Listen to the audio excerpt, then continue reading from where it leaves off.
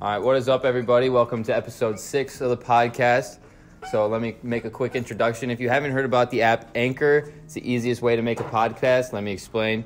It's free. There's creation tools that allow you to edit your podcast from your phone or your computer. Anchor will distribute the podcast for you so it can be heard on Spotify, Apple Podcasts, and more. It's everything you need to make a podcast for free. So download the Anchor app. It's free. Or you can go to anchor.fm to get started. So the topic of this podcast is going to be how to avoid fear, how to overcome your fear, just what to feel about fear, pretty much. So I know Jake has something to start us off with. Yeah, so I was thinking about the topic and I actually wrote a little paragraph. Many times the only thing stopping you from doing something is fear.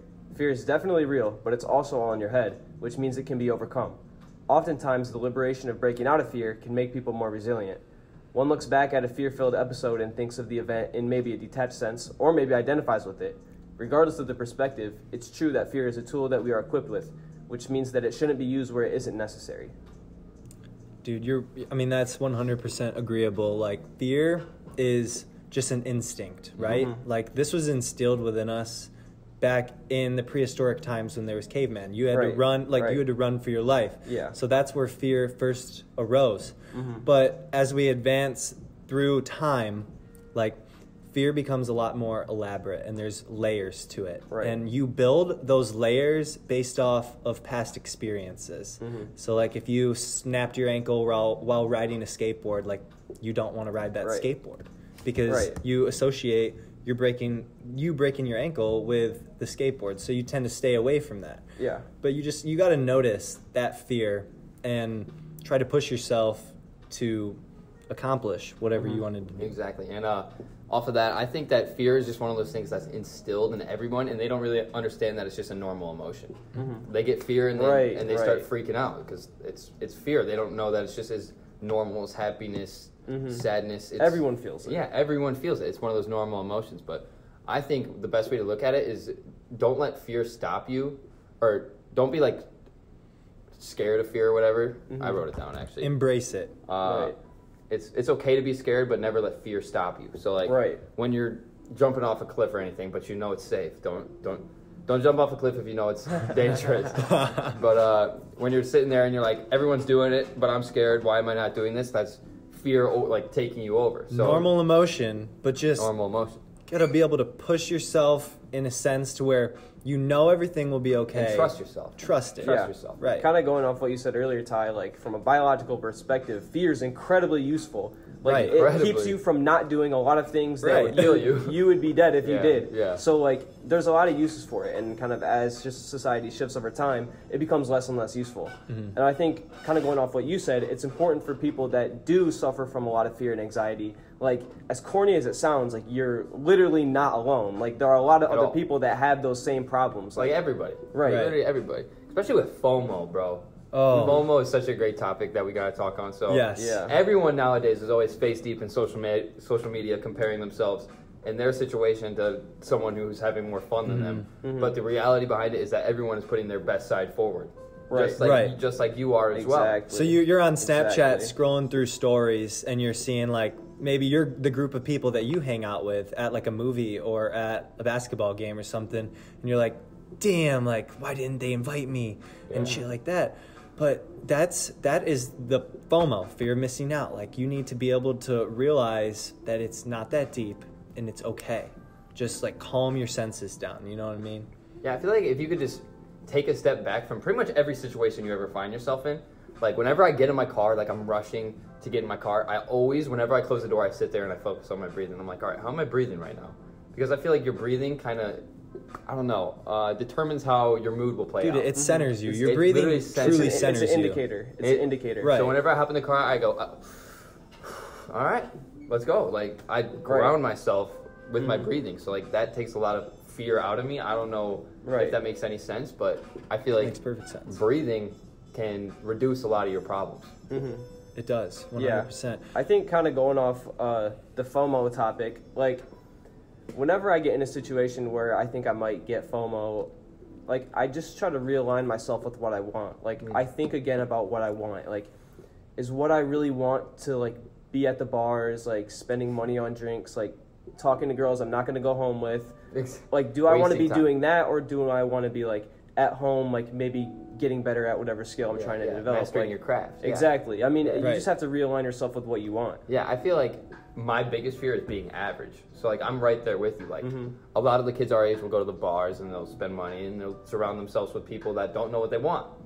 And like unlike us three, I think we are some grounded individuals that know where we want to go. Right. So we spend a lot of time together. So my fear of being average takes me out of those situations where you don't like to be in, like at the bars where you're around people that you don't want to be around. So sometimes fear can be a good thing. So like my fear, our fear of being absolutely nothing wrong with the bars or like going to that. You want to have fun. I mean, but like, it's literally fun. Like it's, but like it's so fun. You can it's so fun. like you personally can.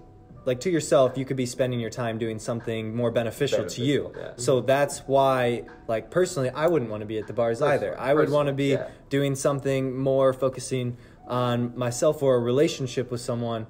Or just future. Right. Thinking about the future of like my future, especially because at the end of the day, you're all you have. Yeah. Like, but don't get the wrong the message about that. The bars are fun as fuck. Definitely go to the bars a few times. You know, get your share. Hey, but I'm 21. I can say it. I love to drink. Yeah, I love to drink. But just don't overdo it. I would say is one thing. Like, be mindful of your money. Don't go in there. Don't bless everybody drinks, even though everyone loves getting blessed drinks. Yeah. You'll wake up the next day and you'll be like, damn, they got me. You see me drop that 50 ball. Yeah. Dude, when I was in Fort Lauderdale, the shots were $8 a shot.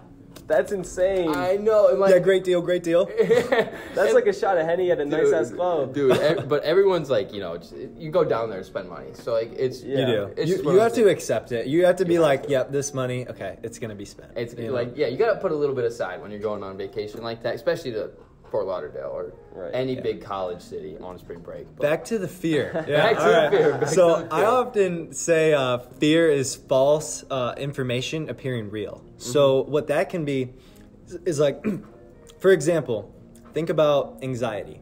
So a prime example, my mom the other day heard sirens on the road over here, and my brother was actually out on the dirt bike at this time. So she got the false evidence in her mind that my brother crashed his dirt bike and the ambulance was coming to pick him up. So she received that false stimulus, and then that triggered an emotional panic attack, and she was freaking out to me about it. Right. When in reality, the situation went perfectly fine. He was okay. Nothing happened. Dude, that's like a prime example of anxiety right there. Yeah. Like it's just you put triggers. these, you create these thoughts in your head. You create these realities in your head, and something in you convinces you that it's real. Yeah. And then the only thing that I feel like by creating those negative thoughts are creating or increasing the likelihood of it happening by like 10, because you're manifesting it practically. Exactly. Whenever you think about something constantly, the more likely it's going to happen. Whenever I have anxiety, it's like your brain makes that initial jump, and then for example, your mom's brain made the jump that maybe the ambulance was coming for your, like maybe he would have gotten hurt. Right. Like, so as soon as your brain makes that jump, every thought you have after that is going to be dependent on your brain already having that assumption like in place. So if you catch it right there and you think, okay, well, there's really no reason for me to associate these two things. Like, I see this all the time with people, like, that take social cues the wrong way. Like, people that, like, they're hanging with their boys and, like, their boys are just acting like their boys, and then they're like, oh, like... He fucking hates me. Yeah. Like, there's just, like, people misinterpreting. I've literally done that before, and then the next day, because I was, like, under the influence, and the next day I go, like, did I really get butthurt about that? Exactly. You look at it and looks you're so like, that was stupid in ridiculous. hindsight. It's ridiculous. But it's just something to learn from, you know? It is. Everything's something to learn from. So hopefully people will learn something from our experiences, which is... Take everything with a grain of salt, bro. You know? Everything. Like, when we say everything, dead ass everything with a grain of salt. Like, because everyone's opinion is equivalent. You know what I mean? Like, President Trump's opinion on you or some kid that goes to your school. I mean, obviously, we associate President Trump with this higher social power, but his opinion is the same as ours. Right. Because he's just a human. Everyone's opinion is valid because it's an opinion. It's not necessarily a fact. It's just you speaking from your emotions and what you believe to be true. You know? Definitely agree. Facts. You got any elaboration on that, John? I mean, just kind of thinking. I think an important distinction to make would be like, there's definitely some people that are more credible to speak on some things than other people. Facts. And a lot of Facts. times, like having an experience of something can make you a credible source to talk about it. Sometimes, but I do think all opinions at the end of the day are equal. Like, like your own like perceptions that you lay on the world, like independent of the facts, like that. Everyone's is equivalent. Yeah. Yeah, so what do you think people get fear instilled in them the most by doing? Like making friends, maybe? I would say the uncomfortable situations. So, like approaching someone in public. Yeah, either that, approaching a person with like a figure or a higher power. So like your professor, maybe. You have a fear of talking to your professor. You have a fear of a really cute girl at a bar and you can't get the courage to go up and talk to her. Like, it's just... It can be in so many instances, but at the end of the day, just treat it like a game in a way. Life is a game. Life is a game, and it doesn't matter if you go up to that cute girl and she says, I am fucking with you. Like, Say, I don't want anything to do with you. Like, I'm not going to fuck with someone who doesn't fuck with me. Right. Why would you waste your time if she doesn't fuck with you? And then you can't overthink that as well. Right. Like, there's just no reason. There's how many people on this planet? Like 7.8 billion? I don't even know. If one doesn't fuck with you, you can't beat yourself up over it. Like, hell no. You got to pick yourself up and just move on to the next. People need to like understand their value. I feel like that is incredibly important, like with confidence and not having the fear of, like, you gotta have the charisma that you're $1 million, because you are. If you tell yourself you are, you will be. So like, you also have to know the value of your time. If someone's fucking with your time, I feel like you got to be like, dude, it is a privilege that I give you my time. So you need to respect that. And if they don't, why do you want them in your life? Right. I think that's 100%. such an important perspective for a lot of people that maybe like spend too much time doing things for others. I think like that's literally so important because it's so true. Like, your time is valuable. Incredibly. Like, and you shouldn't, I don't think you should spend your time with anyone that doesn't agree with you that your time is valuable. And I'm not talking about just saying it, I'm talking about how they act. Yeah, treating your time with respect. Like, respecting you. Like, 100%. For like a personal experience, like we've talked about it before when I was depressed as fuck, like 2 summers ago or whatever. I look back on that all the time and I'm like, I really wasted my fucking time like that. Yeah. Like, I wasted my time dwelling when I could have been making insane memories. But I wasted my time. So knowing the value of your time is incredibly crucial to have. And that now that you like have been through that, you've learned. And you'll never go through that again. I mean, maybe there's going to be another time in your life and in all of our life where we will be a little depressed, have anxiety. You know, that's just life. But the ability to overcome that and move on. You know you've already done it. You know? Correct. Like, you can do so much. I mean, there's ups and downs. Like, you win some, you lose some. Like, been going to the casino lately, and gambling man. An important thing to always remember is this: like, there's swings are just a part of the game. Like, you're gonna have times where you're low, and you're gonna have times when you're high. Like, what's the sunshine without the rain? I mean, as cliche as it gets. Like, same with the stock market, bro. Yeah. Same with the stock market. It's gonna be bad sometimes, and then sometimes it's gonna be good. Dude, and there's like this thing that it was in Think and Grow Rich, and it was like 95% of millionaires, billionaires have lost millions in order to make their millions. Most definitely. Like, you have to fail to win. That's what I focus on so much. Yeah. And you can't have a fear of losing. You can't. You can't win without losing. Exactly. So don't fear losing. Like, just accept it. Accept it as it is. Great book to read on understanding winning and losing is Rich Dad, Poor Dad. Oh, Gas. Great book. Gas will change your whole perspective on what you'll have a new financial mind. Yeah. I haven't got my hands on that yet, but I'd like to read it. The book that I really like is Unbreakable by Tony Robbins. Dude, Tony Robbins is a beast. That's the guy, for real. Dude, you know what you need to look into? You need to look into NLP, Neuro-Linguistic Programming. Really? I've never heard of that. I've recently started to look into it, bro, and it's crazy. So, like, pretend you're telling me this crazy story. So, like, say, dude, I made $600 online yesterday. Yeah. I go, you made $600 online yesterday? Literally just repeating the last 3 words of their sentence will get them to, like, tell you more information about it. Yeah, so, like, most definitely. An FBI negotiator would use that technique on, like, someone holding people hostage.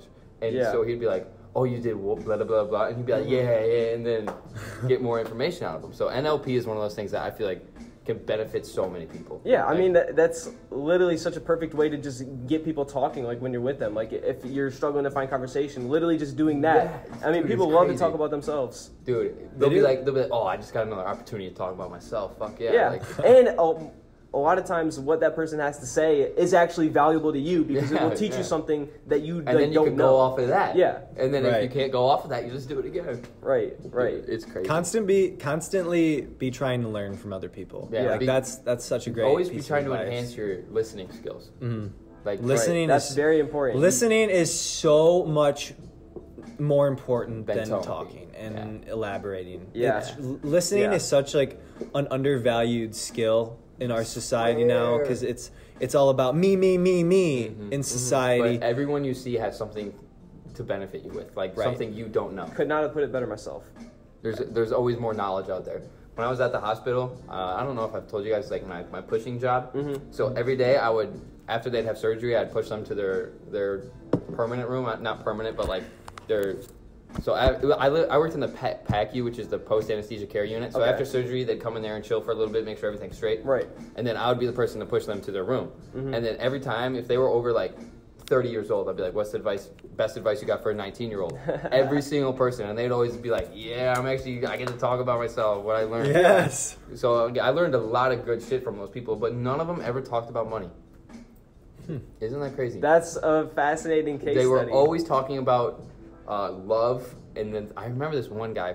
He says, "Always think before you speak, because once you speak, you can never take it back." Right. And I was right. That's honestly so fascinating. I think damn. One of the reasons why listening's so important is because it's the precursor to talking. Like what you're saying won't even make sense. Like it's not usable by anyone if it's not in the context of what you just listened to. Like that's how a conversation works. It's like I'm not just going to start talking about something that has nothing to do with what we're talking about. Like it wouldn't be the right place for it. You have to be listening to have like a co-responsive conversation. Yeah. Like if I were to start talking about football right now, you guys would be like, "Yo, what the fuck?" Like, it'd be like, all right. But yeah, so I think we could cash it right there. What are we at? 17 minutes? Yeah, I think that was good. So tune in next time. We'll probably make another video like tomorrow or something. We're having a really good time pumping these out. Hell yeah. Hopefully you guys enjoy them. Love it. We're trying to compete with Joe Rogan eventually. Oh yeah, give me some games. But yeah, thank you guys for your time. We appreciate it. Have a wonderful, wonderful day, and we will see you next time.